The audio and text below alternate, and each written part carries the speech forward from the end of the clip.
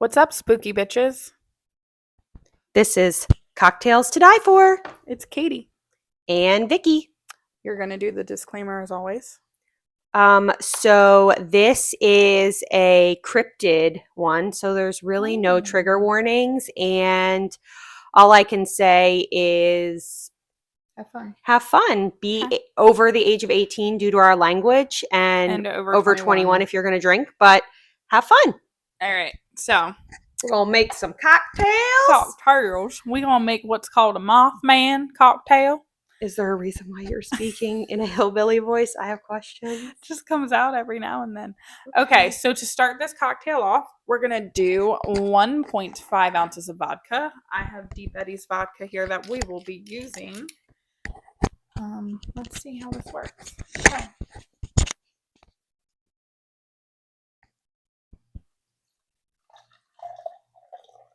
Glug, glug, glug.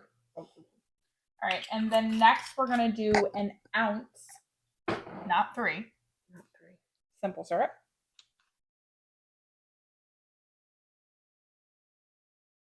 That's better.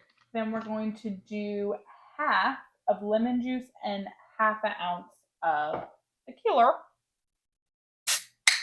But we have an already made margarita, so we're just going to pour about an ounce of that in there if we don't spill it all over the place.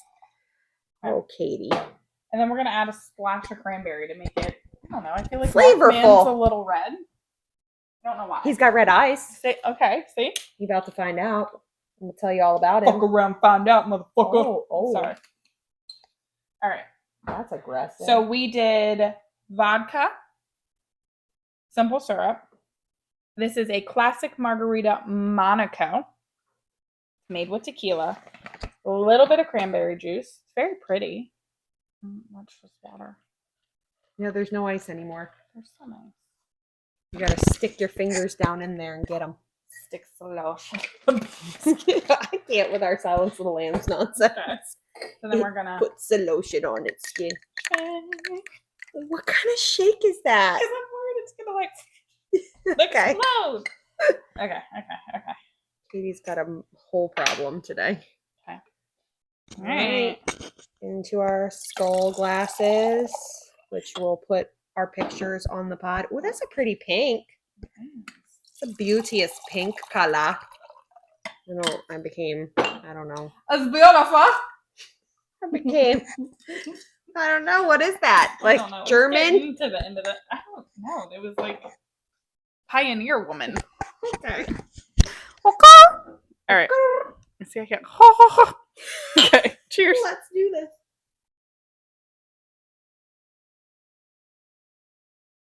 Strong. You always hit them strong, Katie. We can almost guarantee that shit's gonna kill us, but it's not you boo boo. Bad. It's delicious.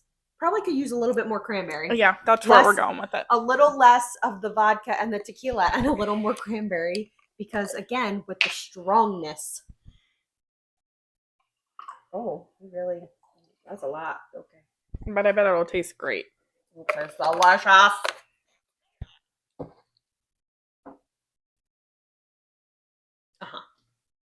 It's much less aggressive. So much better. But it's very good, yeah. I do like it. All right. Talk to me, baby. Okay, let's talk about this. I love a good cryptid. And so cryptids are, let's explain what a cryptid is because some people may know, other people may not know. Yeah, I don't call them a cryptid. I've never heard that, but I'm new to this. But spooky as I am. But the definition of a cryptid is a legendary creature who are said to exist around the world, but they cannot be verifiably proven.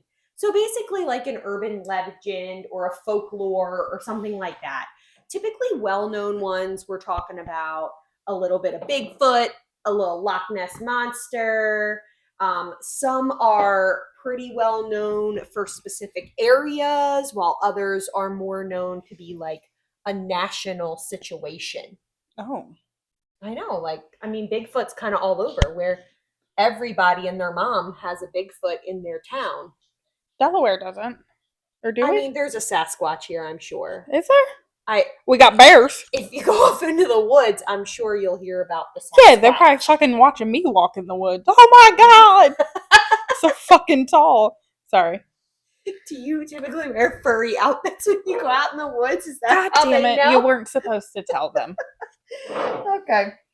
So the two I'm going to be focusing on right now are going to be Mothman, who I love Mothman. I'm not even going to lie. Like, That movie scared the shit out of me. I love that movie. I would That's watch that good. movie over and over because I love it so much. I think that's what we need to do for Halloween. A good, like, scary marathon, and we each pick a movie. Okay. Mothman Prophecies is mine because I love it. Gonna make one where you shit yourself. I'm Fucking not- insidious. Terrifying. I don't like those kind of things. I'm not gonna lie. I get to pick it. Okay, sorry. And then the other one is the Wendigo. I've never heard of this one. So Wendigo is he's a real one. I mean, I don't mean real as in like real, but I mean like real as in Where is like he at? he's legit. We'll get to it. Sorry, I'm excited. Wendigo is number 2. So let's start with the Mothman. Mm. So Mothman originates in West Virginia. Okay. I love a good West Virginia. Yeah. Beautiful sightings. Typically the most specific site in West Virginia is going to be Clendenin. Clendenin. I don't even know where Clendenin is. So. Neither do I. All right. So Clendenin, West Virginia. Shit, I really said Clendaniel. Yeah, it's okay. Whole fucking name. So on November 12th, 1966, a group of grave diggers, they just out here digging graves. That seems like a great job for me. I can't dig a large hole, but I feel like spooky wise to just be like, I'm a grave digger motherfucker. Like, that'd be cool. So they were reportedly out there digging graves. As they should. They saw a 6 or 7 foot tall, massive brown figure with bright red eyes and a 10-foot wingspan. He was just darting around in the treetops. See, I thought when I talked about the Jersey Devil, like that's what he looked like. Mm-hmm. Not the goat horse. So Mothman looks just like you would think he looks. He looks like a man with wings. And he's terrifying. Except for you can't see his face because he's all dark. He's got the red eyes. And then he's got like these weird little antennae. That's my Halloween costume this year. I'm fucking doing it.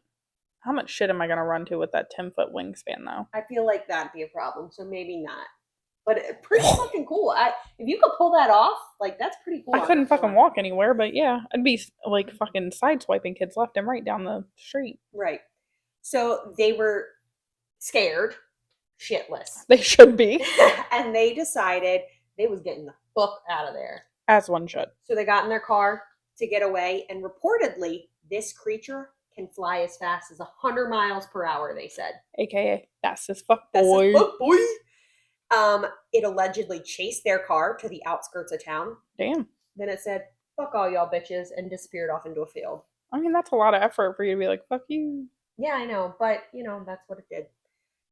In the 3 days after that first claim, 8 additional sightings came in to the police office.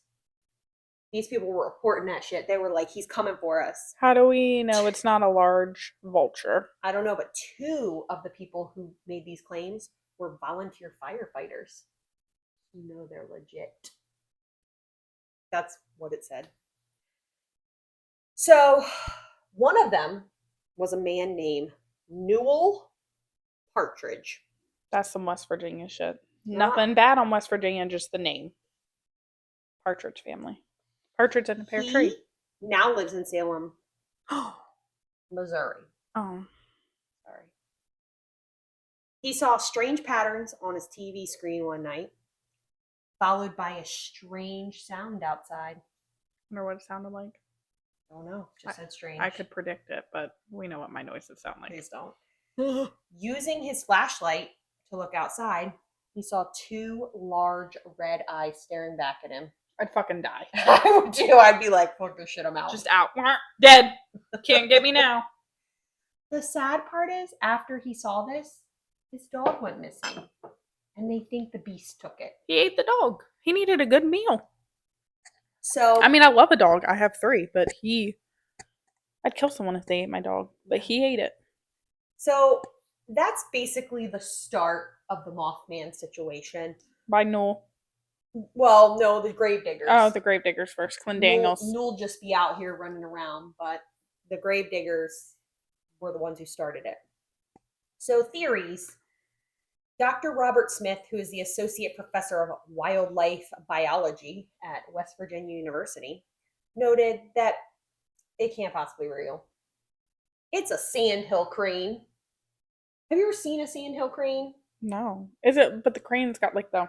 Yeah, but they got that weird, like, they got this weird long neck. And Yeah. They're very thin. Yeah, like the neck is very thin. They don't have, they don't be looking like Mothman, is all I'm saying.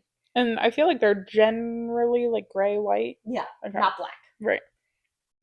Others believed it was a prankster, or these gravediggers were pranksters. Or they were on PCP. It could have been. Who were wearing a costume. And then when the locals of this Point Pleasant area of West Virginia, so Clendenin, I don't know, whatever it's called, they are part of an area called Point Pleasant. They panicked and they just started to see the creature everywhere, even though it wasn't real. It's like Jeepers Creepers. Right. You just be seeing shit randomly. Then there was the theory of paranormal explanations, which showed that the Mothman was a harbinger of doom or the cause of doom. So, like, he could either tell you some bad shit was going to happen or he was going to cause it. They're not sure, not 100%. So, just living their lives. So, what they think started this doom situation was the vengeful curse of Chief Cornstalk and his tribesmen. Cornstalk. So in November 7th, 1777. God damn. 1777? And then he just came back? Hold on. Chief Cornstalk. I would call him cornstarch, but... traveled to a fort near Point Pleasant to engage in peace talks with the British colonists who were trying to take over his land and that of other Native American tribes. Okay, he was trying to do nice things. There's not going to be peace talks, people. Okay, but he was trying to do the nice thing. They're taking it over. The colonists then took him prisoner. Of course. They said... You never meet for the talk. Yeah, they said, Chief Cornstalk. Send a raven.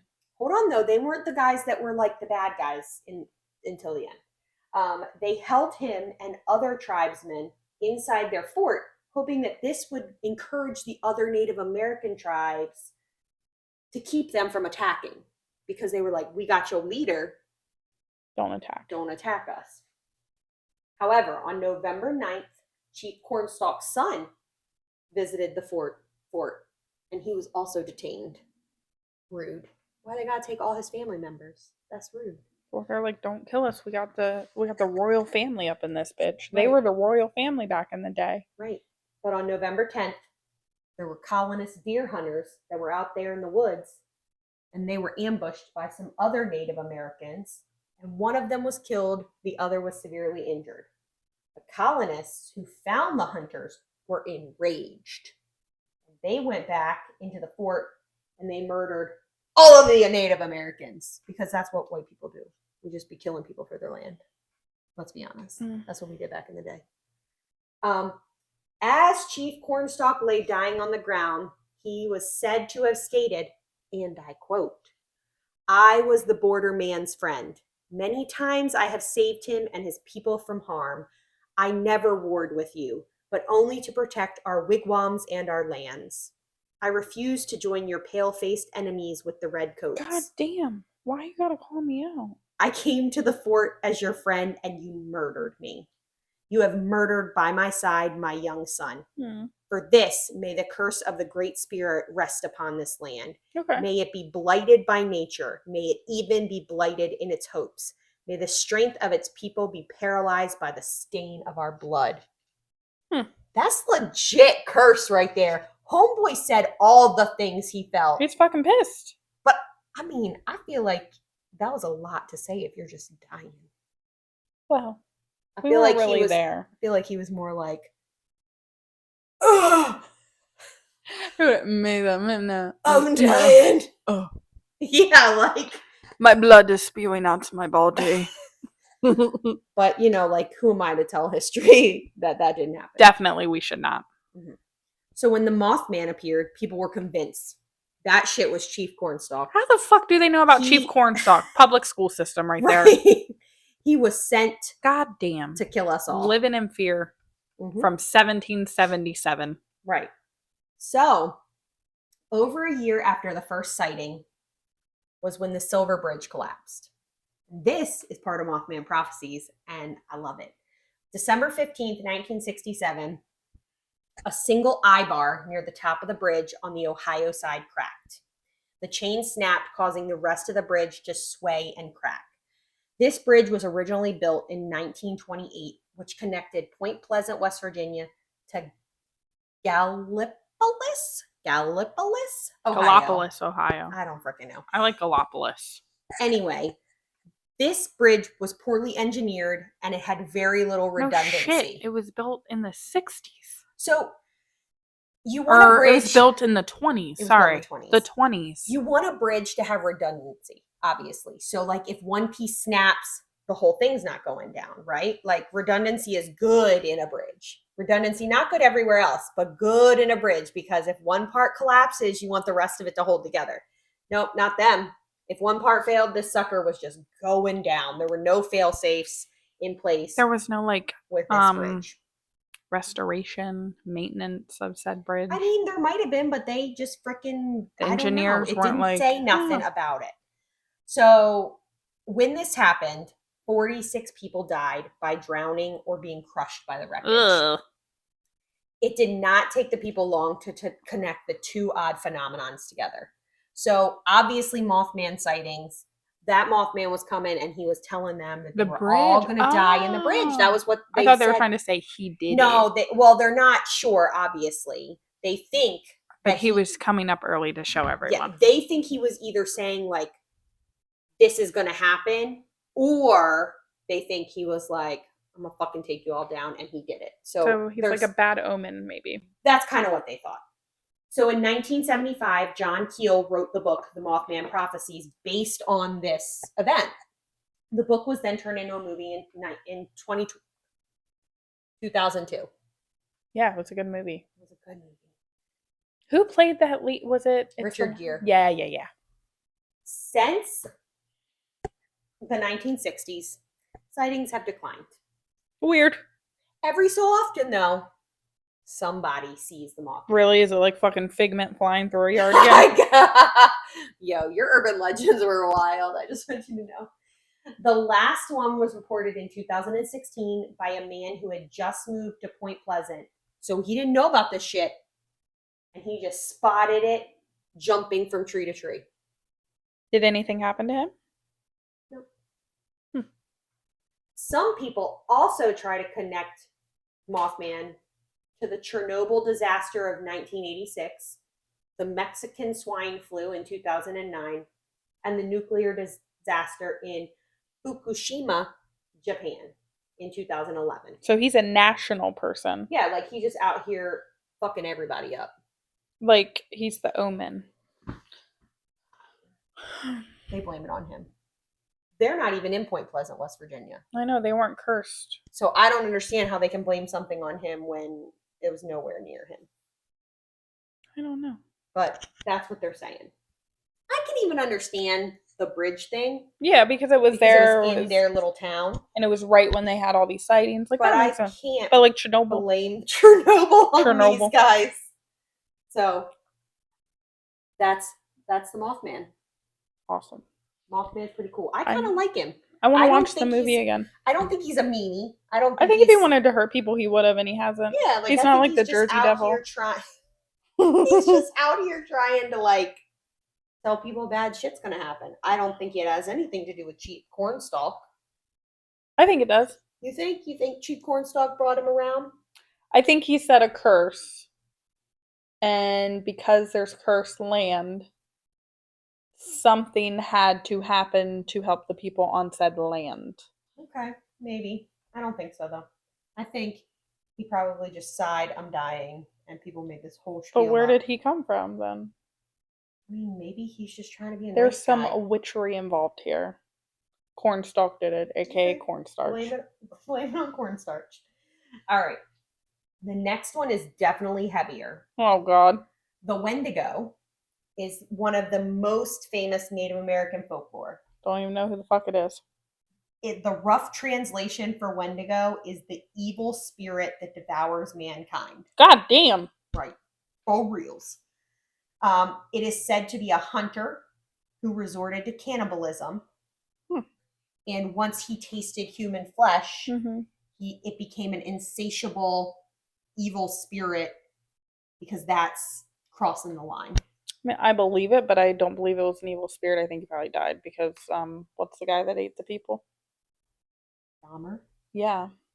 He's not some folklore legend that's still alive. He just ate people. Right. But they're saying this guy had an insatiable desire for more dead people or more people. That's a demon. And when that happened, he just turned into this evil spirit and he just runs around continuing to devour people. No. Is he like... Okay, well, I'm going to tell you. But not like that. I can just picture him out. Yep. The tale states that a hunter became lost in the woods during a brutally cold winter. That's why I don't hunt. Right. Where intense hunger drove him to cannibalism. After he feasted on another human's flesh, he then transformed into a crazed man-beast who roams the forest looking for more people to eat. This dude, well, not dude, but I guess he was a dude at one point. He is found mostly in the northern United States and Canada, where it's cold, because clearly winter, bad things, cold. Canada, eh? Canada, eh? They're so kind. Not with the Wendigo. Frickin' eating people. Not Canadians. No, I mean, the Wendigo. I like Canadians. So the description of said Wendigo is that his bones push out from beneath his skin. His skull is described to be similar to that of a deer. Some descriptions give him sharp, long claws and owl-like eyes. He's said to be almost 15 feet tall, but always emaciated looking because he can never get enough human flesh to eat. Described as constantly smelling like death, decay, and corruption. Ew. I don't know how you smell like corruption, but I get death and decay. You just see him and you're like, right. Corrupted. Some reports say that he is incredibly fast.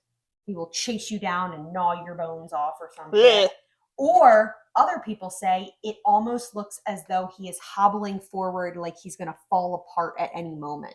Okay. That's some creepy shit, though. Can you imagine if then something can't you kick him in the fucking face? Could you imagine if something like that came at you, like hobbling? I'd fucking run. I ain't gonna lie. Like, I'd beat the shit out of it. No, I would not.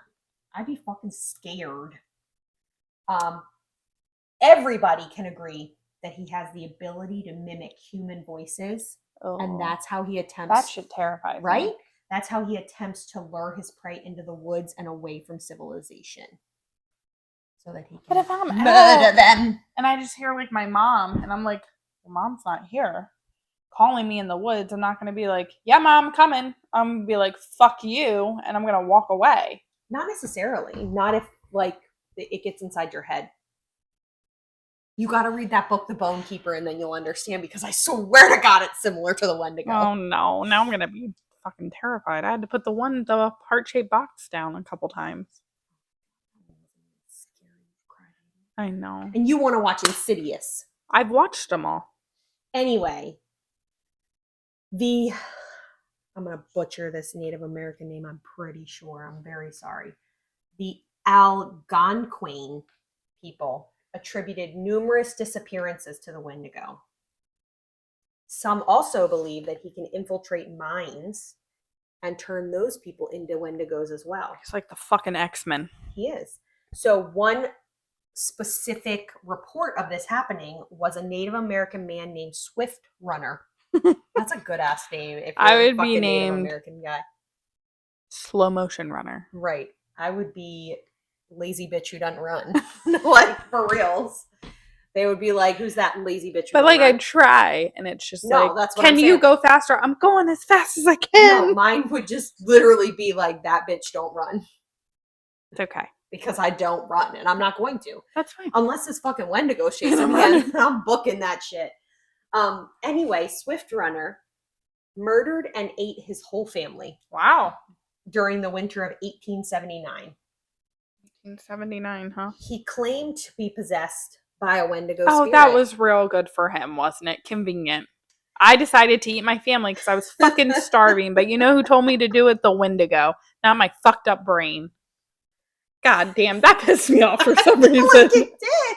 Like, just way to take the easy road.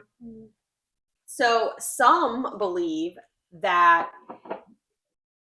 this is a made-up fear by the Native Americans because they had a fear of dwindling resources such as food due to the Europeans back in the 1800s. Yeah. So they made up this Wendigo because it was their fear that they were going to lose their food and resources, and their fear was that they'd end up having to turn to cannibalism. And they turned to starvation and cannibalism. Yeah. Right. I mean, that makes sense. Right.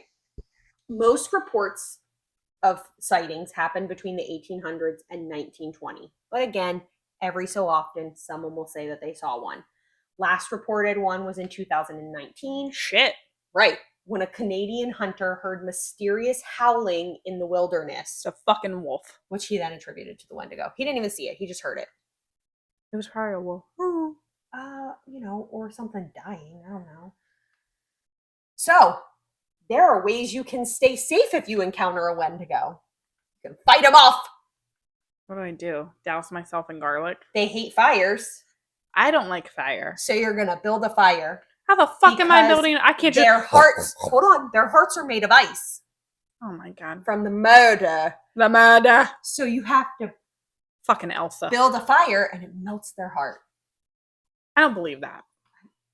Do you believe there's a man-beast eating people in the woods? I do. That was a stretch for me, the iced heart. That's where it made me not believe. Oh, I'm sorry. Magical charms and amulets can offer some protection. I know how witchy fucking weird you are. You probably got some magical crystals and shit. You're going to throw your crystals at them? I would. Okay, fair enough.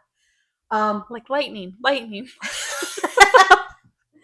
A weapon made of pure silver is the only thing that can seriously hurt a Wendigo. Well, that's fucking great. I have so much silver. Stabbing it in the heart can break the heart of ice. Then you have to take the shards of the heart, place them in a silver box, and bury them in consecrated ground. Next. That's a lot of effort. Hold on. We're not done. We're not done. Okay. Next, the body must be dismembered with a silver weapon. So now you're just making a serial killer. Not done. You're just making a serial killer. Now we're dismembering things. Slated and cremated. And then the ashes must be scattered to the four winds. How do I know where the four winds are? Do I like... I don't know, because I think that was when I think the Native Americans decided that because they know much more about the wind than we do. They're very in tune with the earth. I want to be in tune with the winds. We are not in tune with the earth while we drink our Starbucks and... I don't drink Starbucks. Thank you. I make my coffee from home. While we drink our cocktails. That I can, I do drink a cocktail. So I don't really know. What do you think of the Wendigo? I love a good Mothman. I'm not going to lie. You had me till the icy heart. I think, I don't know. The iced heart got you? It did. I like more, it was the fear of the Native Americans because of their dwindling resources. I do think that makes a lot of sense. I think they probably projected that onto this thing. It was probably like a fucking jacked up bear. Part of me wonders, was it not even a thing and it was just like a name they had for their fear? Maybe. But I personally, if you see a picture of it, okay? So I'll post a picture on Instagram and all of that. But I personally think this thing was an emaciated fucking bear that these people saw in the woods. It was probably honestly starving itself. And they were like, holy shit, it's going to get us. Do you see, this is my red flag. You said starving bear. And I was like, oh, yeah, feed the bear. Feed the bear. But I'd give it a hug. But that's because we're white women. Have you ever seen that TikTok guy who's like, get yourself a white woman? They save everything. They make friends with raccoons. Yeah, I mean, that's us. It's okay. Ugh, it's a red flag. We are red flags. Calm down. So anyway, those are my cryptids. I learned a lot. Thank you. Absolutely cool. I love cryptids. Not gonna lie, they're some of my faves. Maybe one time I'll do Nessie and Bigfoot. I'm gonna leave those for you Just because for I won't be able to funsies. talk through that. I love Nessie. I love No. the story of Nessie. All I can picture is just like a brachiosaurus bobbing its head more. Boop, Well, boop, but yeah, boop. but Nessie is one of those things that was probably like a fucking whale that like was deformed, and I they just had a Dory moment. and it thought like they thought, oh my god, that's a slave dragon. It could have been a megalodon. A megalodon for Them's real. real. Them's are real. So anyway, All right. that's that. Super cool. I love cryptids. So You did a good job. and our cocktail was delicious. It was. You'll see pictures of it. It's red. I Mhm. like it. It went well with the Mothman. It did. His red eyes. And we'll have to watch the Mothman Prophecies and chill out to that one. All right. Stay spooky. And stay safe.